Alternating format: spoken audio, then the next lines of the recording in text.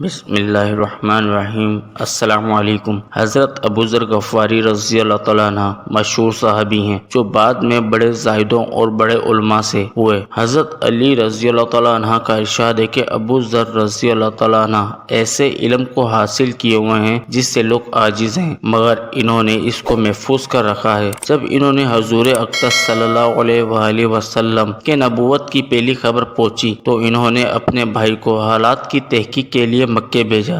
جو شخص یہ دعویٰ کرتا ہے کہ میرے پاس وحی آتی ہے اور آسمان کی خبریں آتی ہیں، اس کے حالات معلوم کریں اور اس کے کلام کو غور سے سنیں۔ وہ مکہ مکرمہ آئے اور حالات معلوم کرنے کے بعد اپنے بھائی سے جا کر کہا کہ میں نے ان کو اچھی عادتوں اور عمدہ اخلاق کا حکم کرتے دیکھا ہے، اور میں نے ان سے ایک ایسا کلام سنا ہے جو نہ شاعر ہے نہ کہانوں کا کلام ہے۔ حضرت ابو ذر غفاری رضی اللہ تعالیٰ عنہ کی اپنے بھائی کی بات سن کر تسلی نہ ہوئی تو خود سامان سفر باندھا اور مکے پہنچے اور سیدھا مسجد احرام میں گئے۔ حضور صلی اللہ علیہ وآلہ وسلم کو پہچانتے نہیں تھے اور کسی سے پوچھنا مسلک کے خلاف سمجھا۔ شام تک اسی حالت میں رہے۔ حضرت علی رضی اللہ تعالیٰ نے دیکھا کہ ایک پردیسی مسافر ہے۔ مسافروں کی، غریبوں کی، پردیسیوں کی خبر گیری، ان کی ضرورتوں کو پورا کرنا ان حضرات کی گٹی میں پڑا ہوا تھا، اس لیے ان کو اپنے گھر لے آئے اور میزبانی فرمائی، لیکن ان سے پوچھنے کی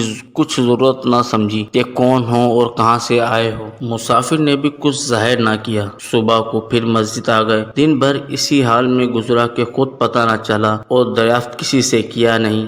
غالباً اس کی وجہ یہ ہوگی کہ حضور صلی اللہ علیہ وآلہ وسلم کے ساتھ دشمنی کے قصے بہت مشہور تھے۔ آپ صلی اللہ علیہ وآلہ وسلم کو اور آپ کے ملنے والوں کو ہر طرح کی تکلیف دی جاتی تھی۔ دوسرے دن شام کو بھی حضرت علی رضی اللہ تعالیٰ عنہ کو خیال ہوا کہ پردیسی مسافر بظاہر جس غرض کے لیے آیا ہے وہ پوری نہیں ہوئی، اس لیے پھر گھر لے گئے اور رات کو کھلایا اور پھر سلا دیا۔ پھر پوچھنے کی اس رات کو نوبت نہ آئی۔ تیسری رات کو پھر یہی صورت ہوئی تو حضرت علی رضی اللہ تعالیٰ عنہ نے دریافت کیا، فرمایا کہ تم کس طرح آئے ہو، کیا غرض ہے؟ تو حضرت ابو ذر رضی اللہ تعالیٰ عنہ نے پہلے ان کو قسم اور عہد و پیمانہ دیا اس بات کی کہ وہ صحیح بتائیں، اس کے بعد اپنی غرض بتلائی۔ حضرت علی رضی اللہ تعالیٰ عنہ نے فرمایا کہ وہ اللہ کے رسول ہیں، اور صبح کو جب میں جاؤں تو تم بھی میرے ساتھ چلنا، میں وہاں تک پہنچا دوں گا، لیکن مخالفت کا زور ہے، اس لیے راستے میں اگر مجھے کوئی شخص ایسا ملا جس سے میرے ساتھ چلنے کی وجہ سے تم پر کوئی اندیشہ ہو تو میں پیشاب کرنے لگوں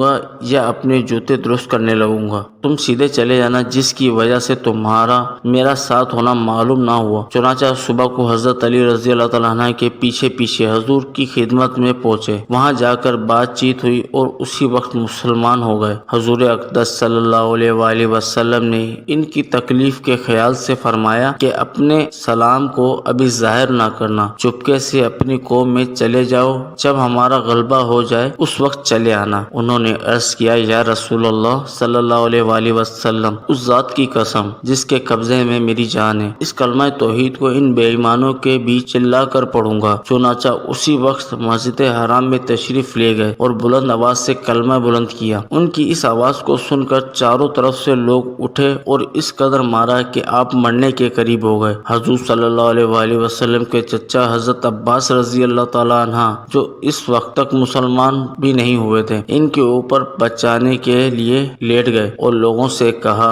کہ کیا ظلم کرتے ہو؟ یہ شخص قبیلہ غفار کا ہے اور یہ قبیلہ ملک شام کے راستے میں پڑتا ہے، تمہاری تجارت وغیرہ سب ملک شام کے ساتھ ہے، اگر یہ مر گیا تو شام کے لوگوں کا آنا جانا بند ہو جائے گا۔ اس پر ان لوگوں کو بھی خیال ہوا کہ ملک شام سے ساری ضرورتیں پوری ہوتی ہیں، وہاں کا راستہ بند ہو جانا مصیبت ہے، اس لیے ان کو چھوڑ دیا۔ دوسرے دن پھر اسی طرح انہوں نے جا کر بلند آواز میں کلمہ پڑھا اور لوگ اس کلمے کے سننے کی تاب نہ لا سکے، اس لیے ان پر ٹوٹ پڑے۔ دوسرے دن پھر حضرت عباس رضی اللہ تعالیٰ عنہ نے اسی طرح ان کو سمجھا کر ہٹایا کہ تمہاری تجارت کا راستہ بند ہو جائے گا۔ تو دوستوں، یہ تھا حضرت ابو ذر غفاری رضی اللہ تعالیٰ عنہ کا اسلام قبول کرنے کا واقعہ۔ سبق: حضور صلی اللہ علیہ وآلہ وسلم کے ارشاد کے باوجود کہ اپنے اسلام کو چھپاؤ، اور ان کے اندر دین اسلام کا یہ جذبہ اور یہ غلبہ تھا کہ جب یہ دین حق ہے تو کسی کے باپ کا کیا جاتا ہے جس سے ڈر کر چھپایا جائے، اور حضور صلی اللہ علیہ وآلہ وسلم کے منع فرمانا شفقت کی وجہ سے تھا کہ کہیں آپ کو کسی قسم کی تکلیف کا سامنا نہ کرنا پڑے، ورنہ حضور صلی اللہ علیہ وآلہ وسلم کے خلاف جانا صحابہ رضی اللہ تعالیٰ عنہ کی یہ مجال ہی نہ تھی۔ چنانچہ حضور اقدس صلی اللہ علیہ وآلہ وسلم خود ہی اسلام پھیلانے میں ہر قسم کی تکلیفیں برداشت فرما رہے تھے، اس لیے حضرت ابو ذر غفاری رضی اللہ تعالیٰ عنہ